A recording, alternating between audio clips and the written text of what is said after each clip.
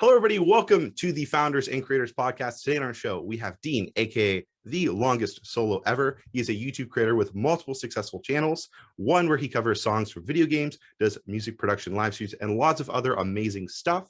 This channel in particular has 180K subscribers and almost 40 million views, and he's been doing it since 2006. Dean, welcome to the show. How's it going today? Good. Thanks for having me. Happy to be here. Of course. I know. I'm so excited to get this done. You were someone in particular I really wanted to pick their brain. So let's just dive into these questions. So for starters, how did you get started on YouTube? What was your story? Yeah. So I started, like you said, at the very beginning when YouTube came out, probably just a few months after it was, a site.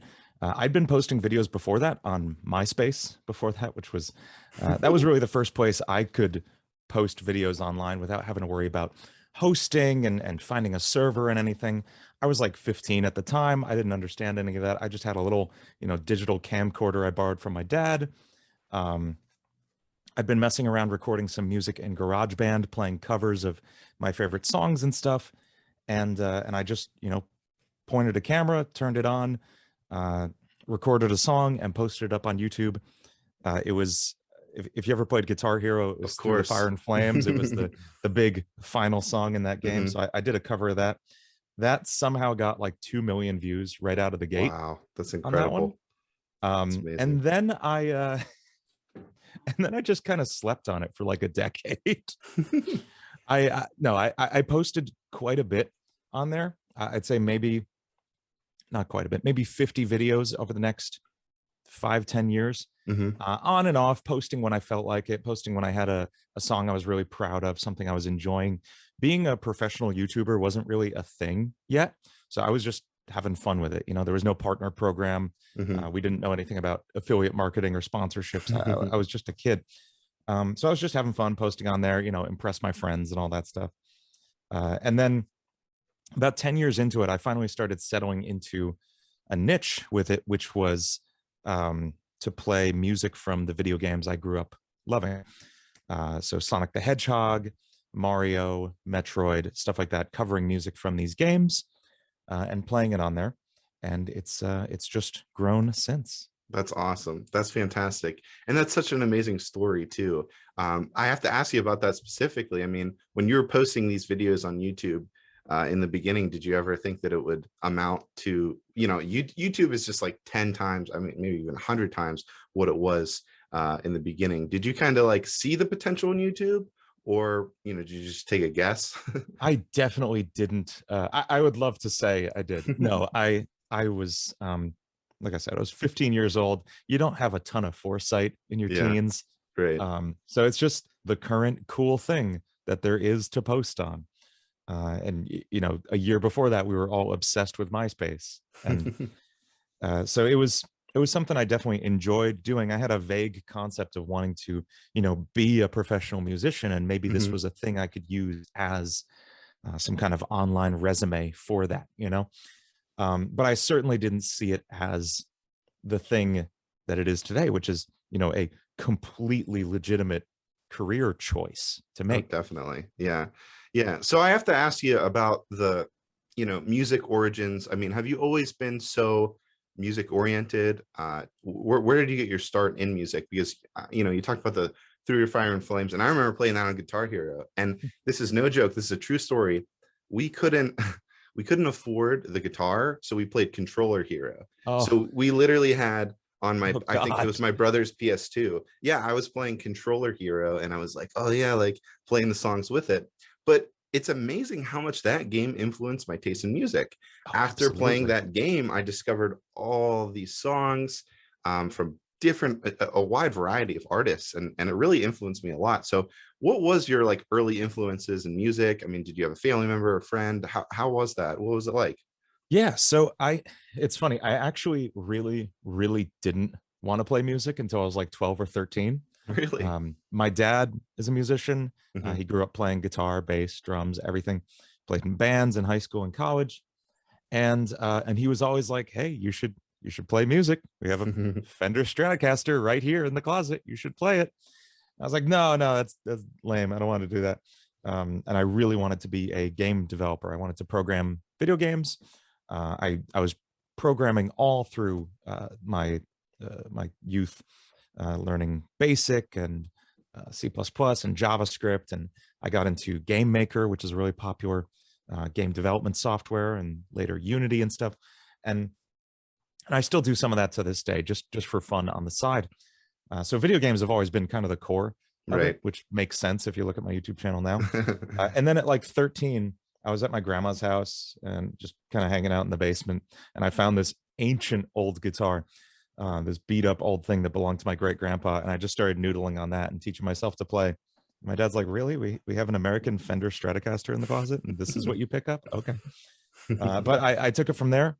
I played a ton of guitar, like 4 to 6 hours a day, Wow. pretty much from like 12 to 20 years old, and that's where I put in the brunt of my 10,000 hours, I would say. Wow. And I just dove headfirst into it obsessively because I didn't really have a ton of friends who were musicians. I mean, I did. I had bands I was in and stuff, but for the most part, I was alone working on music. They couldn't be at my house 24/7, you know. So I was Right. alone working on music. I'd teach myself to play all these instruments and teach myself to record all these instruments and produce full tracks all on my own. So I could just do it all myself, you know. And that way I was never held back by like, oh, I got to call my drummer over here and get him to do something. Or, oh, I don't know how to play bass. I got to go call Right. Dave or whatever. So I taught myself to do everything. And that's kind of the foundation of what I do now. It's a start to finish production all by myself. And I Wow. just got deeper and deeper into it over the years. I went to school for music. I went to College of St. Rose up in Albany, New York, and learned a lot of music production there, a lot of music law and copyright, which is very important to understand on That's YouTube. great. Yeah. I feel like most people do not understand copyright on YouTube. So it's been good. Wow. Well, that's such an awesome story. I think I've said awesome already 10 times, but really the way to describe your story and channel is awesome because it's a dream to exist in the ecosystem that we're a part of. And for you, I mean, it's the best of both worlds. You had that love for video games and you had that, music influence, and you could kind of put those two things together.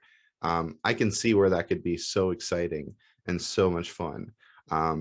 Well, I did want to talk about your other channels as well, because you have multiple channels. Yeah. Could you kind of tell us a little bit about what those other channels are and why you decided to start those? Yeah, so I have a lot of channels going, a lot of different balls in the air.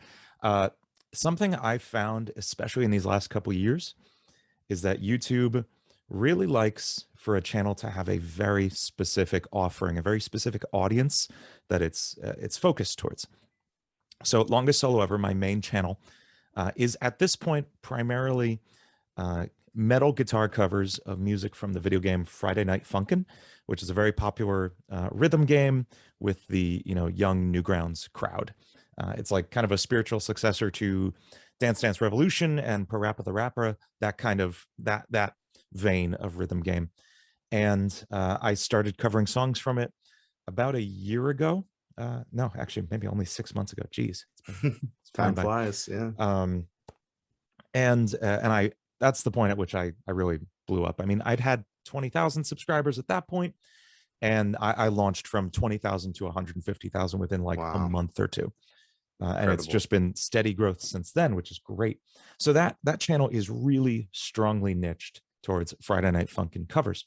And any attempts I've made to cover anything else, even music from Deltarune, which is an incredibly popular game, an incredibly like anticipated game that came out this year, those did literally like 1% the views that my Friday Night Funkin' videos would do. Like Wow. those would get 10K when my Friday Night Funkin' videos would get 1 to 5 million views, Jeez. So it just makes sense to stick to what's working on that channel. So I needed fulfillment in other areas of my creativity though, and I feel like there's other audiences I could serve, more niches I could expand into. So I started other channels to serve those audiences better and to let YouTube find those audiences better.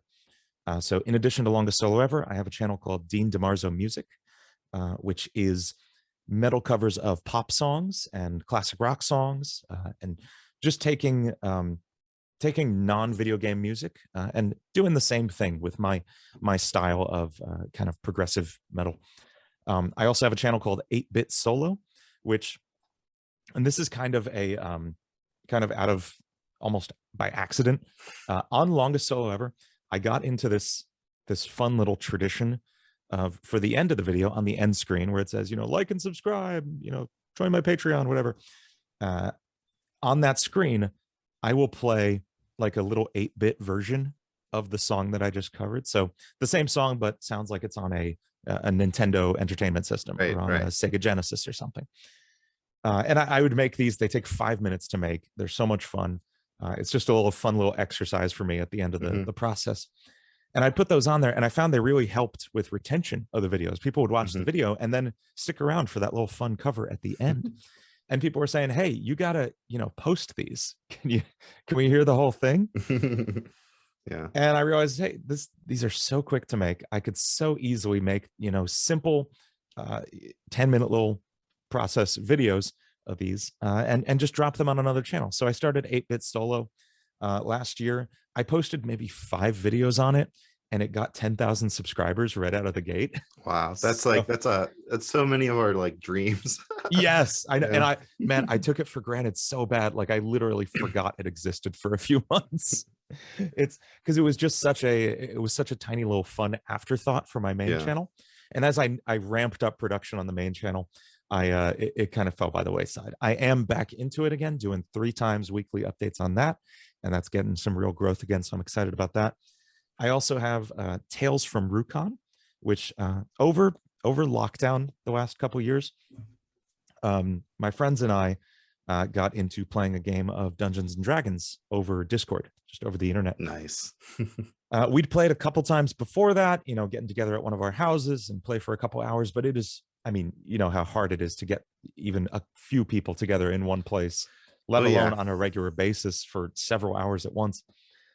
So the lockdown almost like really forced us to be able to do that. I mean, we were all stuck in our houses. There was nothing to do on a Friday night. And so we all just said, hey, let's play D&D every week. And we'd hop online and play. We played a full year, maybe only missing 1 or 2 weeks, which is like legendary in the D&D world. That never happens. No, trust me, when I play D&D with my buddies, it's like we're lucky if we can play once a month because of our schedules. Like, and then we got to remember, like, okay, where was our campaign? Right, who was I? Yeah. I was a rogue, right? Yeah. Yes. Yeah. So it's amazing that we got to play, I mean, this really full campaign over the course of a year, this great story we got to tell with each other. And when we finished that campaign, we were like, hey, we should stream this. Like, I feel like we're kind of good at this. And everybody involved had a lot of fun with it. So we said, yeah, let's take it online. And thankfully, I already had the large platform of Longest Solo Ever to kind of present it to. There's not a ton of overlap between Friday Night Funkin' and D&D enthusiasts, but we got a good, 300 or 400 subs out of the gate. We get a good 10 to 20 viewers on each stream, concurrent viewers, and maybe 500 or 600 views on each stream afterwards. So it's a nice little start for the first couple months. I'm really happy with that. And then finally, I'm planning an education channel of some kind. I keep kind of falling in and out of exactly what it's going to be, whether it's a guitar lesson channel or more music production focused stuff. I'm still figuring out that, but that is kind of my next big move. What I consider to be like the next big phase of my life. I just quit my job last month to go full-time with YouTube, which I'm really thankful to be able to do. And the next big move I think I'm going to make is something in the education space. I've been a teacher for 10 years, teaching guitar and music theory. And I really think bringing that to an online space with courses, with educational YouTube channels, maybe with a membership site of some kind, is really my next big, life move. So I'm still figuring out the details on that, but that's the next step. No, I think that's a great idea. I before we shift gears on that, I did want to talk a little bit about your channel, because I watched this video and I was blown away with like your production. Most of your videos are fantastic. Well, all your videos are fantastic, Thanks. but some in particular like blow me away. And the one was on your secondary channel. It was the Dean Music Productions channel where you produce a song. So you did, I watched the song for Dua Lipa. Oh yeah. Yeah, Oh. that was so cool. No, seriously, Oh, that thank you. was one of the coolest videos I've ever watched. So for those of you guys who haven't watched that, basically what it is he recreates the song in his own version, and he covers every single aspect of it. And then in the end, you get to see the final product. And I'm not a music, I'm not super into it, so I did just skip around a little bit. But to see the evolution and the very end, where it got, and the final cover, that was just incredible. I mean, that to me, that there's so much. I'm surprised you don't post as much stuff like that, because that's like my I favorite know. stuff. And I'm sure that it's incredibly challenging, but man, oh, the payoff's incredible. I mean, that seriously, like that cover, you could play at like a store or like a concert, and like no one would tell the difference. I'm not Thank even you. joking. Thank you Yeah. so much. Yeah, so that channel, that's was that Dean Talks Music. That was a Hmm. channel I was starting when I first kind of realized YouTube really likes to have a specific niche for a channel. And my main channel was in the video game music thing, but I was also trying to post music production tutorials on there, and it wasn't really fitting. So I did split off the channel. I made that other channel, Dean Talks Music, and that is kind of one of the candidates for this education thing I want to do. I'm really I'm really torn between making a guitar channel next or that channel. Hmm. And I'm almost kind of swinging back towards that, as I love playing guitar. I love teaching guitar. I tried shooting a couple videos last week for the guitar channel, and just like it felt very forced. Hmm. It didn't come easily. And so I kind of just set that aside for a minute to focus on these other channels.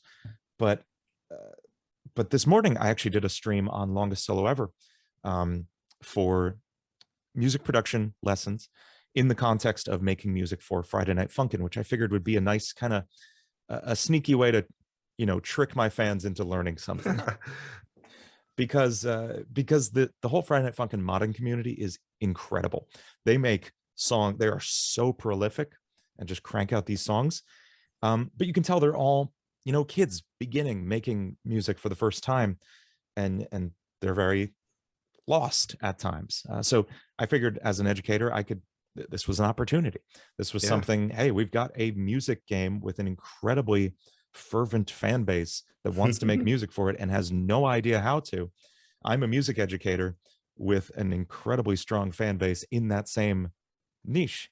Why not serve that? So I'm kind of doing this backdoor experimentation with trying that out, and I Hmm. might then segue them over to Dean Talks Music as that becomes a more regular production. I think Hmm. we'll see. Yeah.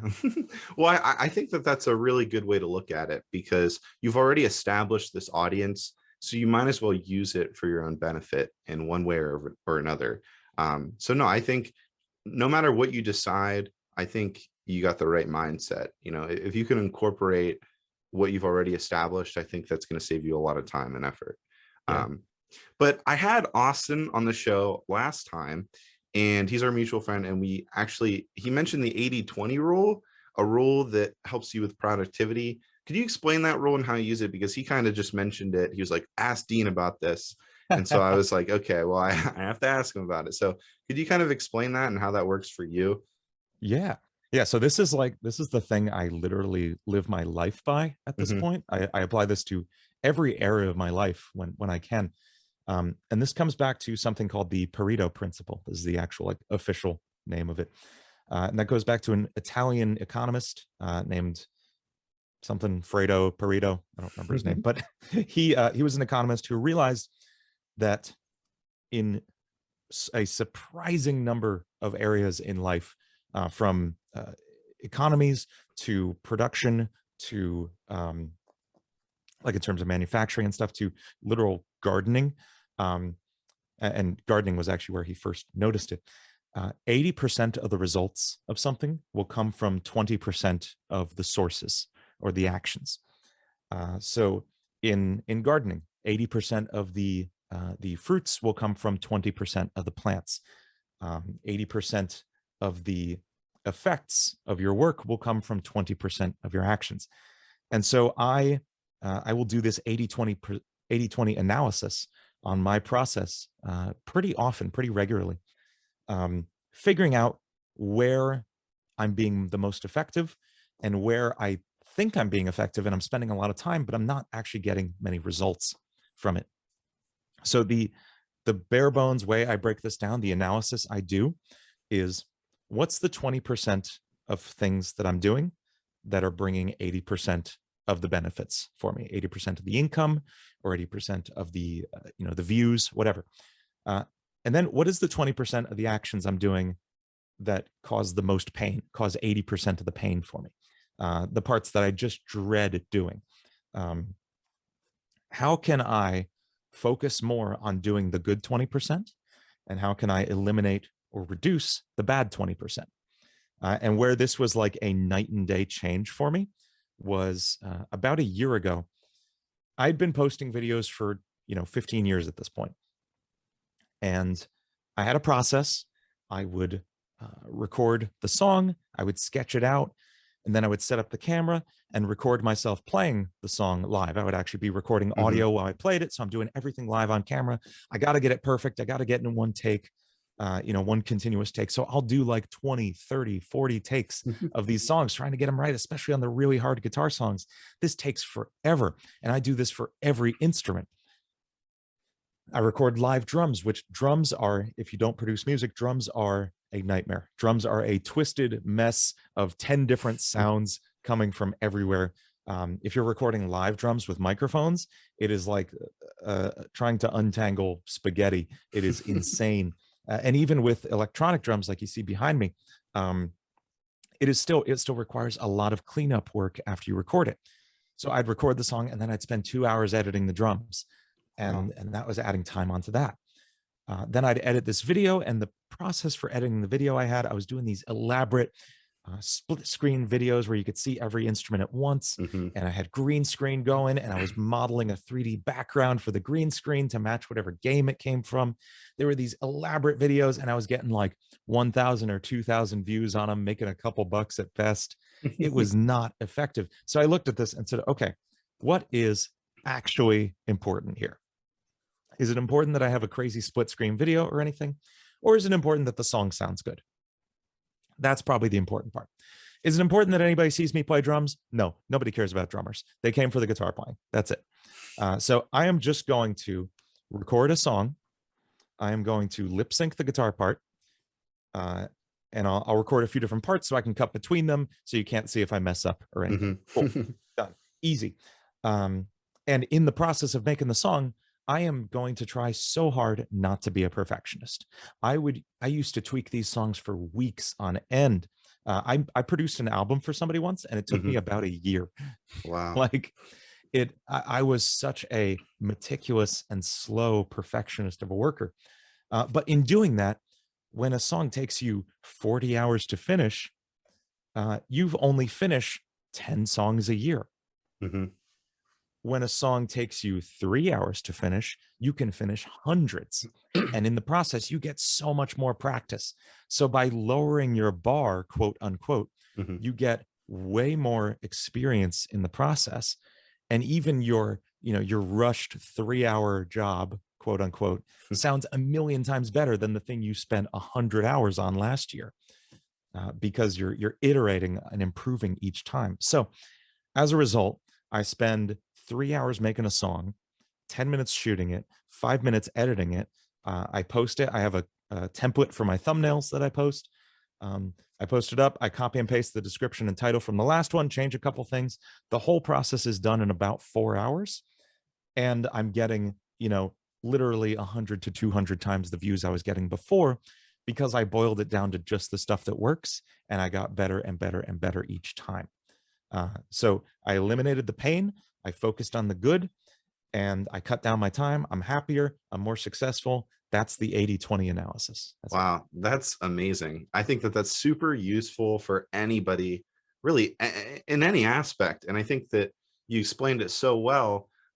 It's not just about your work or your production aspect. It could be about any aspect of your life. I mean, taking that 20% and just focusing on what's easier, but what would, you know, the results are the highest. I mean, that makes so much sense to me. And I'm really happy that you explained that.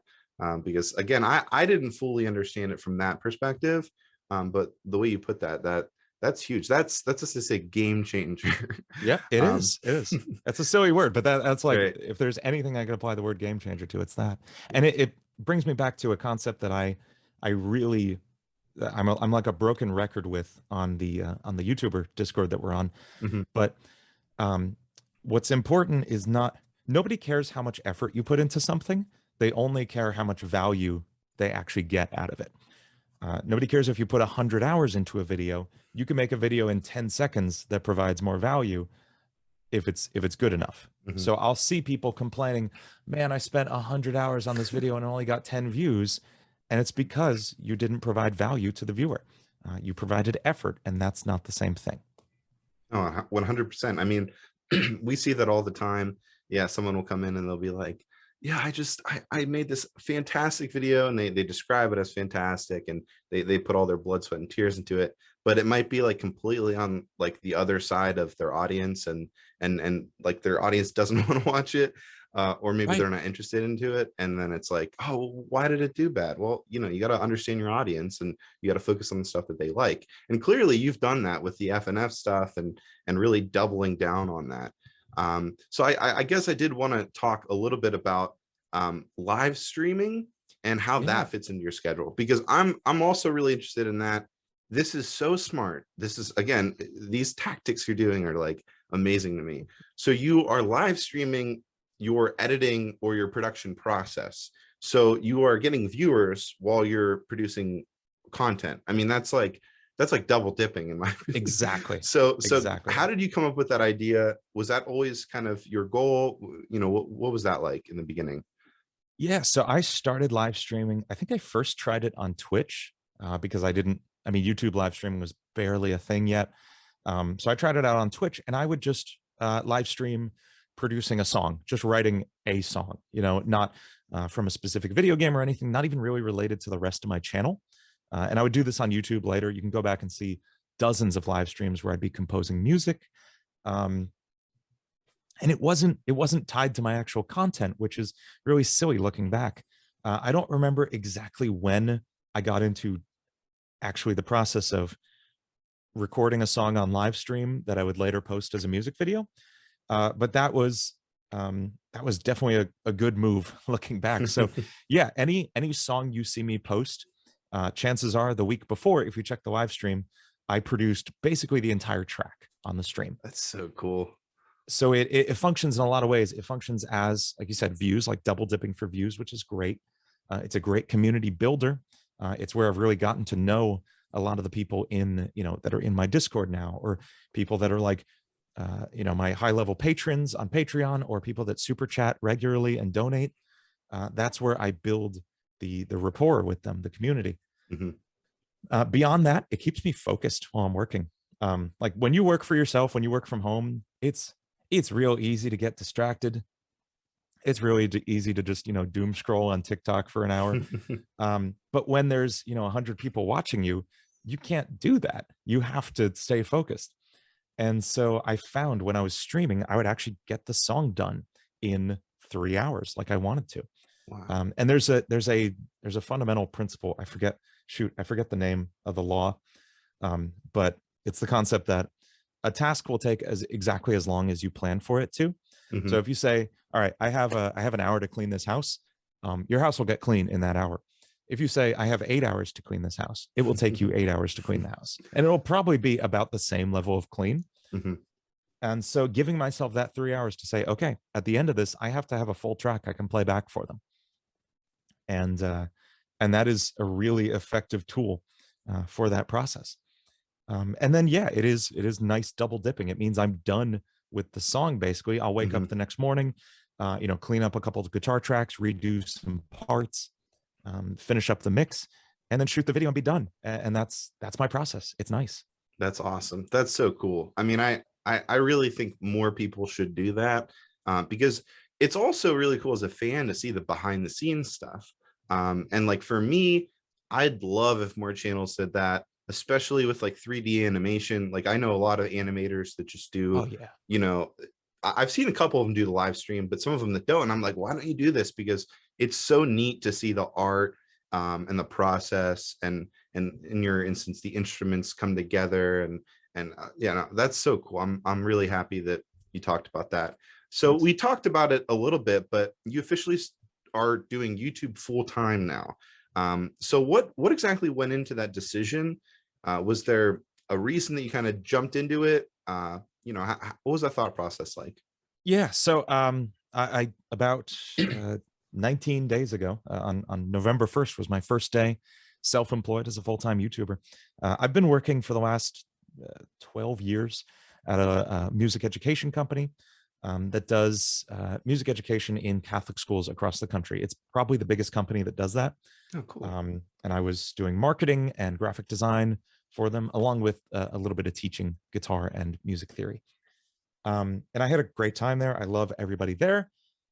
As COVID hit and we locked down, we moved online, did some online education, and that was great. And I got kind of a taste for that. I was like, oh man, this is really powerful. We should be doing way more of this. This should be the next big step. Hmm. Um, and in being home, I had more time to work on my music. That's when the Friday Night Funkin' thing came around, and that kind of picked up. And all of those things together, making enough money on YouTube to survive, having stuff like Patreon and stuff going. There was a point where I was making more on YouTube than I was at work. And that was the biggest sign to me, to be just like, okay, this is probably a good opportunity to swing on to that next move, which in seeing the experience I had with online education there, some things I thought maybe I could do better on my own, probably with a more really focused online offering, and just having more time. I mean, I was making a full-time income spending 4 hours a week on YouTube. If I could open up another 36 hours in that 40-hour work week, what could I achieve? And that was nagging at the back of my mind.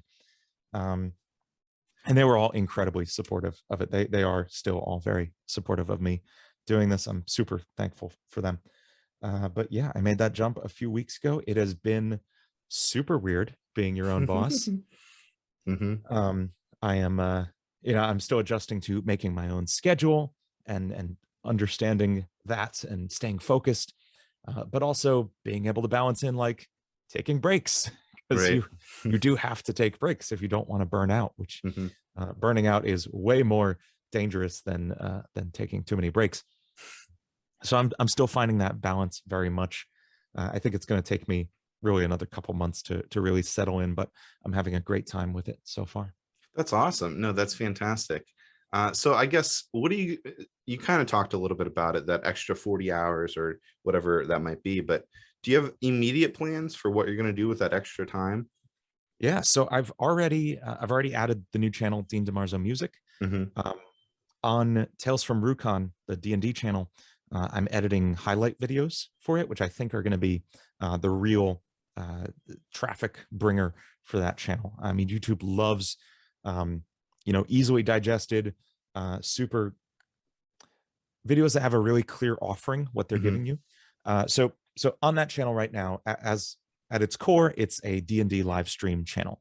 Weekly, we stream about 3-4 hours playing a game live.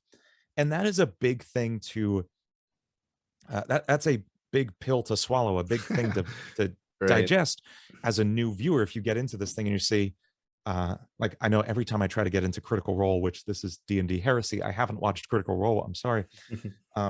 Every time I try to get into it, I'm like, oh my God, there's like 200 episodes. They're all like 6 hours long and unedited. And the audio for the first 30 episodes is really bad. So like, it's just impossible to get into it. Um, but if you go on TikTok or you see some YouTube shorts, people will make these little clip cuts of it, of just the funniest moments from it. And that'll get you hooked and that'll make you want to watch it. The same thing happened with the Adventure Zone for me, which is a D&D show I have watched all the way through. It's those little clips that hooked me in the first place. So instead of having D&D episode 1, D&D episode 2 be the only things on your channel, you should have little 5-minute clips like the worst natural one rolls of our game, like catchy titles. Yeah. And you know, the catchy titles that'll catch the eye. Huge and D&D make somebody fail. Exactly. Like just the clickbaitiest things you can imagine. That is such an essential part of growing a channel, is just having titles and thumbnails that people want to click on. For YouTube, there are 3 factors that matter. There's literally 3 factors that matter. There's click-through rate, which is how many people that actually see your thumbnail click on it. And the way you improve that is by making more catchy thumbnails and titles for your video. There is retention, which is how far into your video most people watch, the average viewing percentage of your video.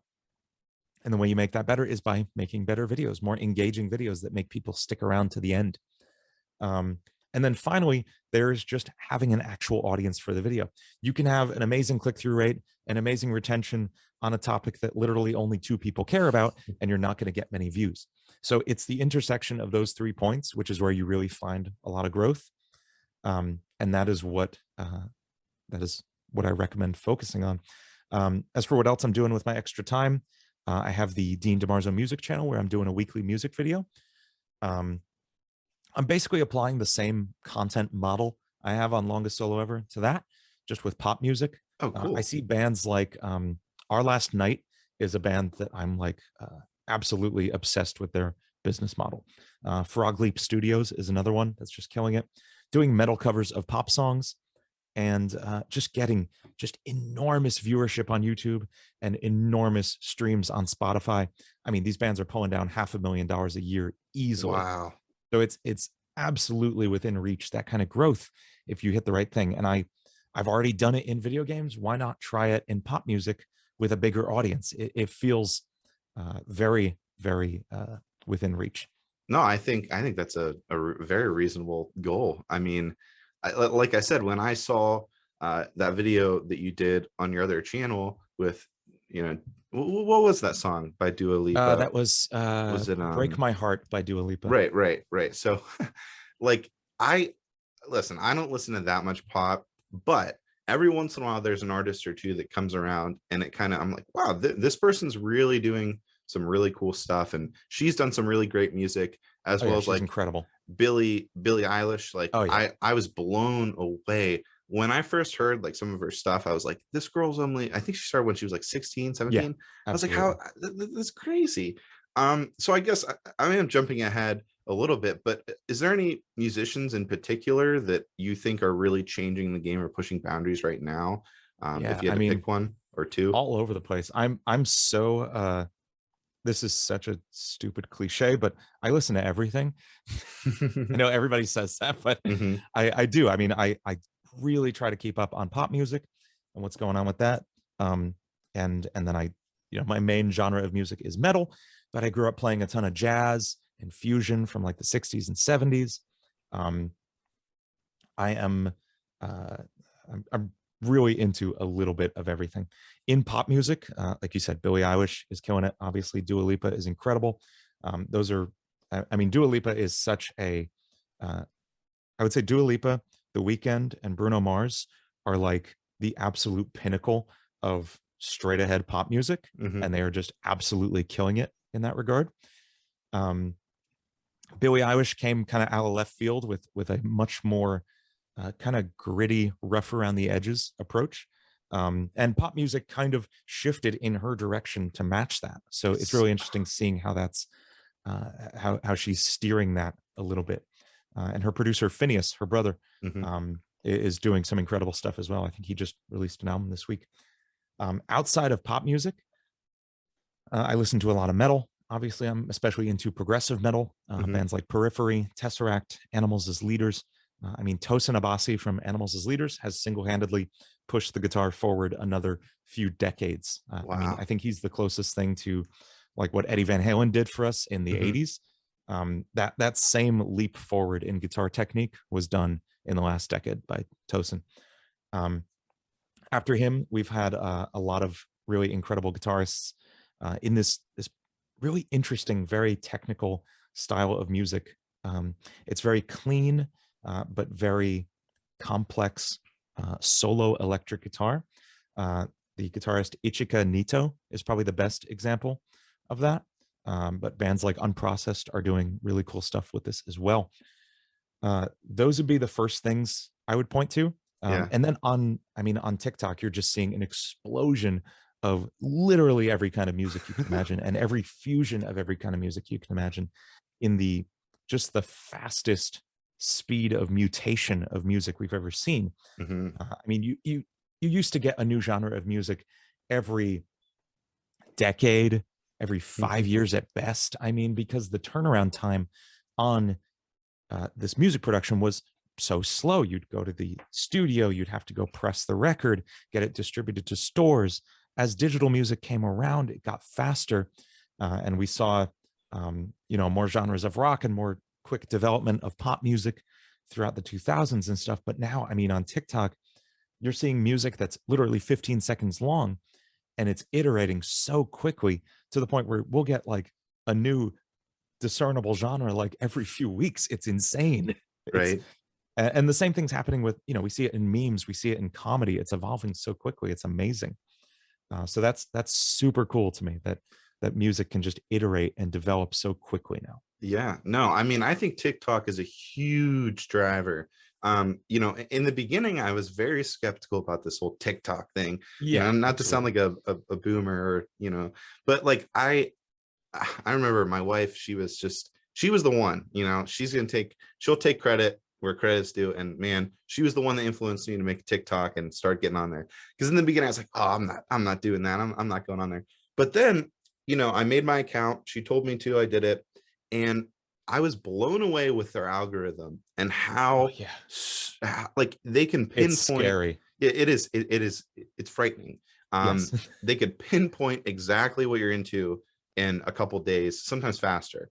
And I instantly got into a lot of different areas of music because I'm like you. I like everything. I grew up with a lot of pop punk, like Modern Baseball, Blink-182, and Yeah. then I kind of grew into more of a.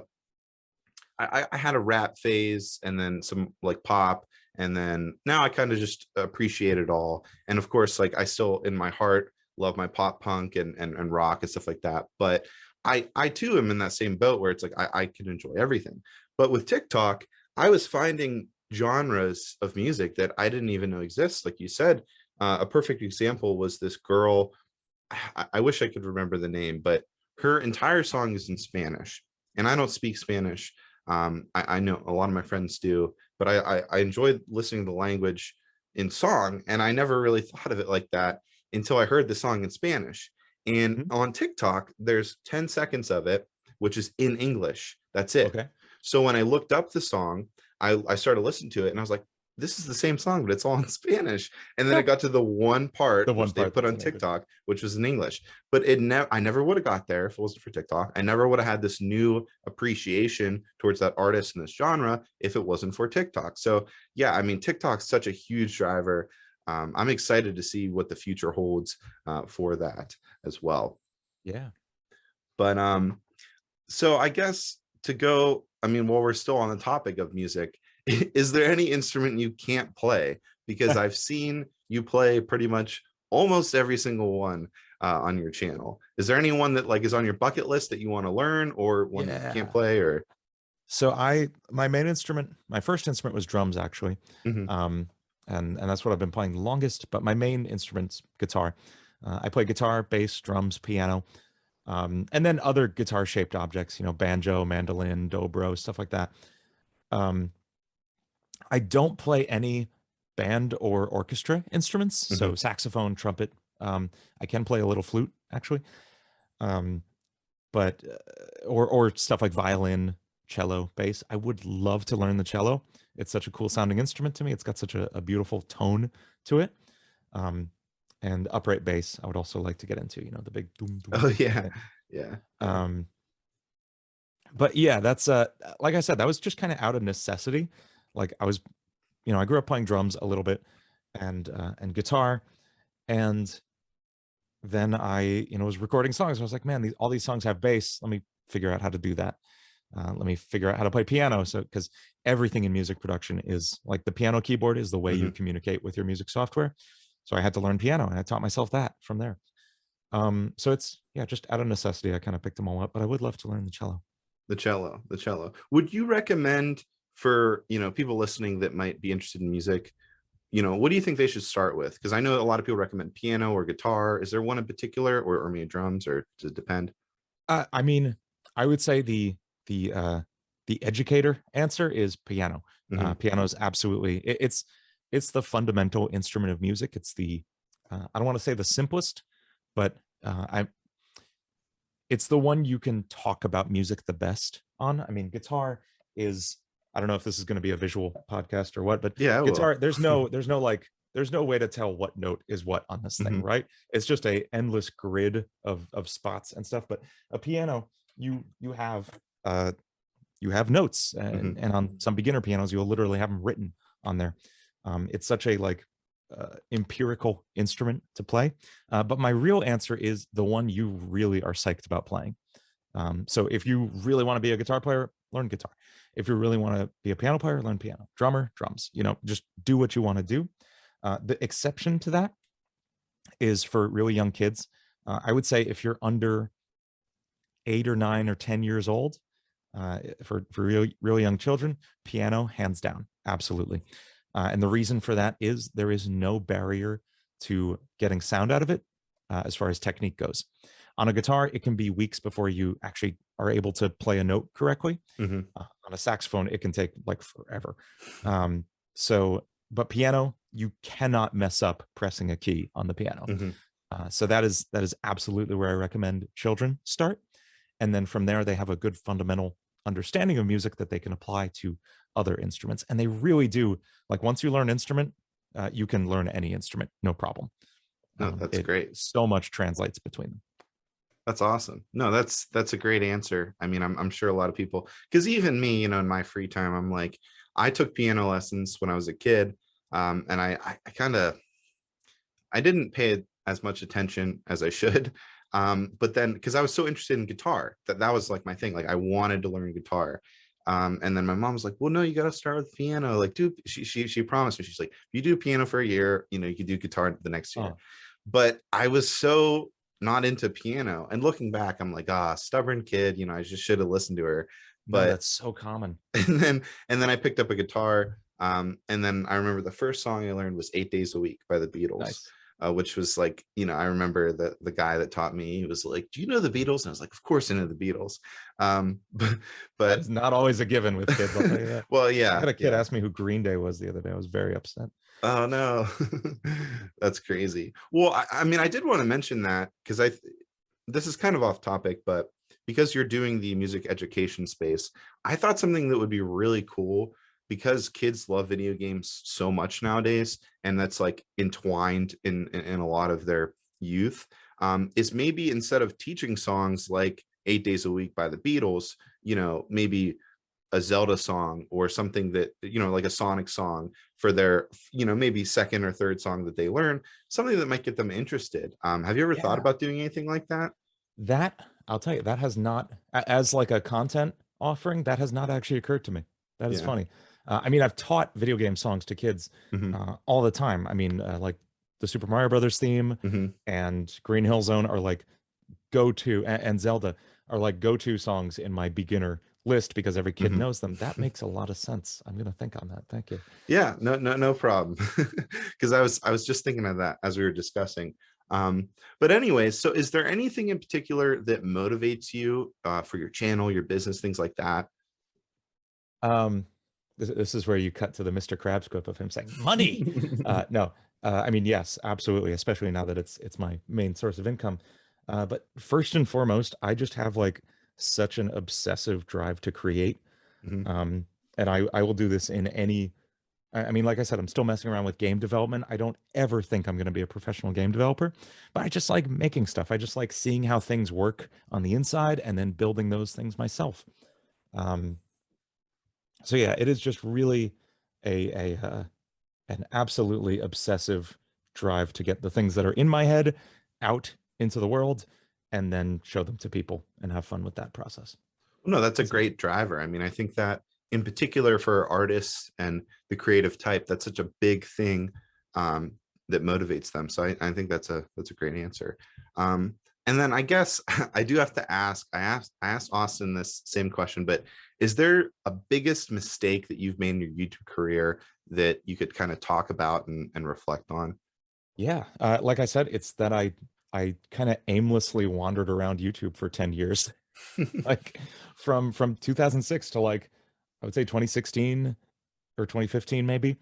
I was just posting whatever I felt like, whatever. I wasn't really thinking, oh, this will do well with my audience. Oh, this is popular at the time. Just like, I like this song, I'm going to play it. And I lucked into getting a good amount of views from it.